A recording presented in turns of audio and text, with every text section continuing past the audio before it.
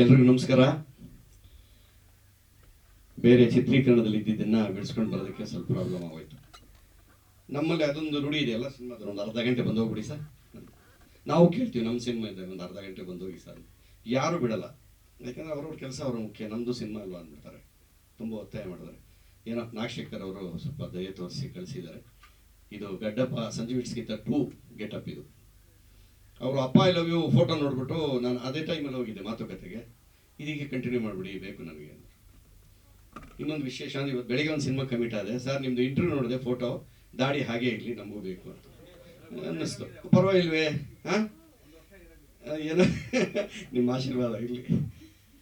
ದೃಶ್ಯ ಮಾಧ್ಯಮ ಹಾಗೂ ಪತ್ರಿಕಾ ಮಾಧ್ಯಮದ ಎಲ್ಲ ಹಿರಿಯರಿಗೆ, ಕಿರಿಯರಿಗೆ, ಸ್ನೇಹಿತರಿಗೆ ನಮ್ಮ ಎಲ್ಲ ತಂಡದ ಪರವಾಗಿ, ನಮ್ಮ ಸಿನಿಮಾ ತಂಡದ ಪರವಾಗಿ ಧನ್ಯವಾದಗಳು.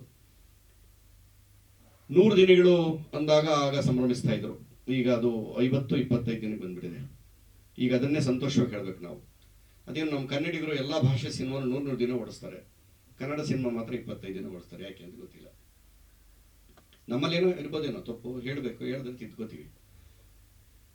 25 ದಿನದ ಈ ಸಂತೋಷ ಏಕೆಂದರೆ ಇದು ಎಲ್ಲಿಗೆ ಉತ್ತರ ಅಂದರೆ, ಪಾಪ ಡೇ 1 ಇಂದ ನವೀನ್ ರಾವ್ ದ್ವಯರು ಇಬ್ಬರು, ನವೀನ್ ಸರ್ ಮತ್ತು ನವೀನ್ ರಾವ್ ಅವರು, ಯಾವುದಾದ್ರೂ ಬರಡು ಭೂಮಿ ತಗೊಂಡಾಗ ಕ್ಲೀನ್ ಮಾಡ್ಕೊಂಡು ಬರ್ತಾರಲ್ಲ, ಆ ರೀತಿ ಡೇ 1 ಇಂದ ಎಲ್ಲ ಕೆಲಸಗಳು ಮಾಡ್ಕೊಂಡು ಈ ಸಿನಿಮಾಗೋಸ್ಕರ ಸ್ನೇಹಿತರಾದ್ರಿಂದ, ಸಮಾನ ಮನಸ್ಕರರಾದ್ರಿಂದ, ಎಲ್ಲೂ ತೊಂದರೆ ಆಗದಂಗೆ ಇಲ್ಲಿವರೆಗೂ ಬಂದು ನಮ್ಮೆಲ್ಲ ಕಲಾವಿದರನ್ನ ಹಾಕ್ಕೊಂಡು ಈ ಸಿನಿಮಾ ಮಾಡಿ, ಪೃಥ್ವಿಯವರು ಒಳ್ಳೆ ನಟ, ಈಗೇನೋ ಹೇಳಿದ್ರು ನೆಕ್ಸ್ಟ್ ಹಿಂಗೆ ಕೆಲಸ ಮಾಡೋ ಥರ ಆಗಲಿ ಅಂತ. ಓಕೆ, ಸೇರ್ತೀವಿ. ಮತ್ತೆ ಕತೆ ಹೇಳಿದ್ರೆ ಡೈರೆಕ್ಟ್ ಅಂತ ಕೇಳಿದೆ, ಹೌದು ಅಂದರು, ಸರಿ ಮತ್ತೆ ಸೇರ್ತೀವಿ ನಾವಿಬ್ರು. ನಿಮ್ಮೆಲ್ಲರ ಪ್ರೋತ್ಸಾಹ ಇದೇ ರೀತಿ ಇರಲಿ. ಸರ್ ಹೇಳಿದ್ರು ಬಿಫೋರೇ ಬಿಸ್ನೆಸ್ ಮಾಡ್ಕೊಂಬಿಡಿ ಅಂತ.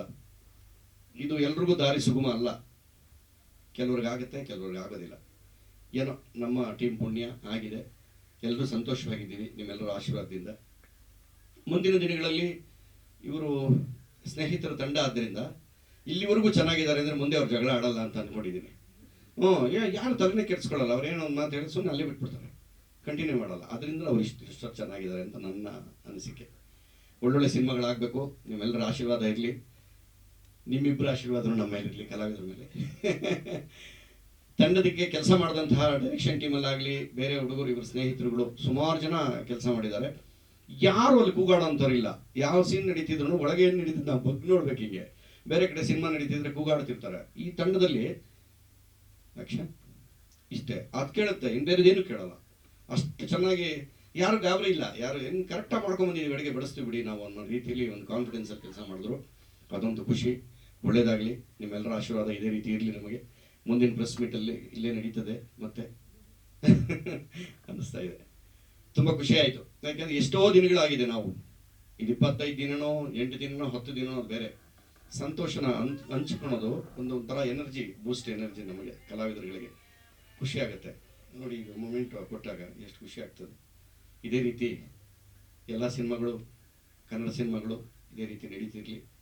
ಎಲ್ಲ ಕಲಾವಿದರು ಪ್ರೋತ್ಸಾಹಿಸಲಿ. ನಿಮ್ಮೆಲ್ಲರ ಸಹಕಾರ, ಆಶೀರ್ವಾದ ನಮ್ಮ ಮೇಲಿರಲಿ. ನಮಸ್ಕಾರ.